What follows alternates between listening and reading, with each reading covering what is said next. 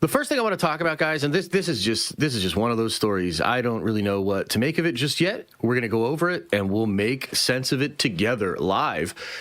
But WYYYYYPE, Disney Plus to allow user-generated content via AI. Okay. Disney CEO Bob Iger hinted at productive conversations with unnamed AI companies that would protect IP, but add new features to studio's flagship streaming service. Wow, isn't that exactly what we want from AI? Isn't that exactly? We want to make sure it protects the IP. Okay, fills the streaming service with content. Okay. All right, what is this? Let's see what this actually is. Don't want to wait until 2027 for Frozen 3. Soon you may be able to make your own. I mean, yes. Oh boy, this is quite the thing already. I'm going to read that again. I mean, this is not so far. Remember when Russo said this 5 years ago and everybody roasted them? Don't want to wait until 2027 for Frozen 3. Soon you may not, or you may be able to make your own. On the company's fourth quarter and full year 2025 earnings conference call, Disney CEO Bob Iger said, Disney Plus is in the midst of rolling out the biggest and most significant changes from product perspective, from a technology perspective, since we launched the service in 2019. Changes will include, or at least a number of game-like features on Disney Plus through its agreement with Epic Games.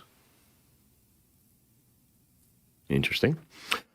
He said the Epic Games deal is actually more about Disney IP being used on the Epic platform. Oh, we're going to talk about that. I have that article pulled up right here. Don't worry, we got a lot to talk about. Features on Disney Plus through its agreement with Epic Games, and there will also be Gen AI short-form user-generated content on Disney Plus in the future. The other thing that we're really excited about is that AI is going to give us the ability to provide users of Disney Plus with much more engaged experience, including the ability for them to create user-generated content and to consume user-generated content, mostly short form, from others, Iger confirmed. Whoa! It sounds a bit like Disney plans to encroach on OpenAI's Sora's territory, or maybe it'll just use Sora too. A bit later in the call, Iger said that Disney had a productive conversation, or have had productive conversations with unnamed AI companies, and that he hoped the studio giant could reach an agreement that would also reflect the need to protect IP. Wow. Okay, so let's just go over this again. The other thing that we're really excited about that AI is going to give us the ability to do, I mean, that's right on Front Street. AI is going to give us the ability to do this, is provide users of Disney Plus with a much more engaged experience, including the ability for them to create user-generated content and to consume user-generated content, mostly short form, from others. Man, that is like a real head scratcher, dude. That is a real head scratcher. Like, look, on the one hand, this is stuff we've been talking about for some time. I think a lot of folks see the potential in AI technology to do this. You know, even before the AI thing, with video games just in general, I said that I thought one of the big problems for Disney, and I really feel this way, okay? One of the big problems for Disney over the last 5 to 10 years is that a lot of the curators of the content, which essentially operates as just a barrier to entry for, let's call them an audience with incredibly diverse opinions about all kinds of different things that are very sensitive to social signaling and all sorts of other phenomenon. It's just the case that even video games themselves give the IP a better on-ramp to the customers that desire to have experiences with it, simply because there is a lack of curators. Now, in the traditional video game world, there is still a lot of this. You still have very narrative-based games, but even within those, you have like the BioWare games, or like I remember the old BioWare games when they were actually like really solid. And what I'm talking about is like the Paragon system. Essentially, you are going to make choices in the game. You're either going to be good or you're going to be bad. And those choices are going to reflect in the story down the road. So you will have to pay consequences for things you do, bad or good, in the game, okay? But even that is a curated experience, but it's a lot more free than the experience of going into a movie theater and watching a 2 to 3 hour movie or watching a big show at home, right? I legitimately think this is an issue. And I think Disney would be smart to sort of push more user-generated experiences because the curator is the user, right? How can the user get mad at Disney when they're the ones that are, creating the content, right? However, this feels really weird to me, and I think this is like very tone deaf for the time. And man, I just, I'm seeing a lot of that going around. I'm seeing a lot of that going around with tone deaf because, like, dude, a lot of things feel dehumanizing, and I think that's part of the reason why AI is getting attacked so much is because it does feel dehumanizing. And when you have big CEOs like Bob Iger come out and say shit like this, it's like how it does kind of feel like he's saying, we want to go away from this and give you user-generated Disney AI slop. You know what I mean? And that is bad, and it does feel dehumanizing, and it does feel like completely out of touch, you know what I mean, to where I think a lot of people are at right now and the things that they are personally struggling with, you know what I mean? I also think, and this is an aside to all of what I just mentioned, and that's the short form thing, that I don't understand at all. What the fuck? Short form? We're doing AI generated short form? Is that because... I don't understand that. Is that like an angling? Are they trying to tap into the energy of social media a bit and create like Snapchat filter trends and stuff like that, and maybe have it happen right there on the app? I don't know. This is a really, really interesting kind of a situation, right? So I don't know how I feel about it. I mean, I'm excited about the prospect of the technology, and I think from a branding perspective, getting the curators out of the way and giving it to the user is the move, right? I get a little worried with this whole, like, protect the IP kind of stuff. What does that mean exactly? That's a little bit weird, and I would also argue the more you try to do that, the more it's going to slip through your fingers, right? But, yeah, and that's kind of all that this article says here. Let's stop for a second and see what you guys think about this. But I also want to talk about this. This is the epic deal here. And part of the reason I want to talk about this is, like, I know a little bit about this epic deal. I can't really say too much, but I can say a little bit. And I want to talk about how this connects with that and why I think there is a future here for Disney. It's so interesting, man. Disney has been, I legitimately am not a fan of Disney. Okay? Like, I am not. I like the IP that they have. I like the idea of like Walt Disney and Will Eisner, and there's some good things about Disney, but Disney has obviously done a lot of weird stuff, especially over the past 5 to 10 years. But I think some of the moves they're making in regard to this and the tech and what they're building with Epic and all that sort of stuff, it's legitimately brilliant what they're trying to do, from what I understand. So I'm excited for the prospect of that. But what do you guys think, man? You're talking about, oh, I see. It's testing less bandwidth for the shorts. Yeah. I'm so confused. Didn't you want this for Marvel and Star Wars stuff? Yes, I do want this for Marvel and Star Wars stuff, for sure. I think doing this via the Disney Plus platform right now at this time is tone deaf. That's what I'm saying, is like, I'm not anti-AI, and I think AI is like a great tool, and I think it's going to enable incredible things. And there's interesting ways to use AI that will improve the quality of life for your user. And maybe this is one of them. You know what I mean? I'm not saying that this couldn't work. I'm saying at this point in time, rolling this out, especially you think about the baggage with Bob Iger, and maybe he feels as though he's unscathed.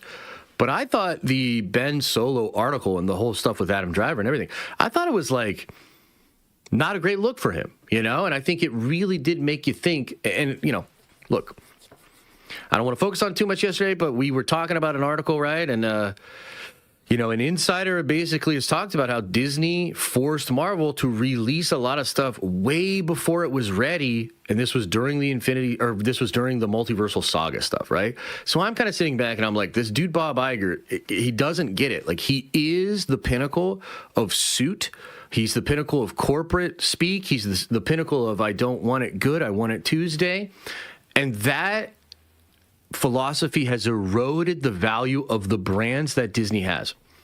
And in the middle of that, to turn it over to AI user-generated stuff just feels tone deaf and potentially a huge misstep.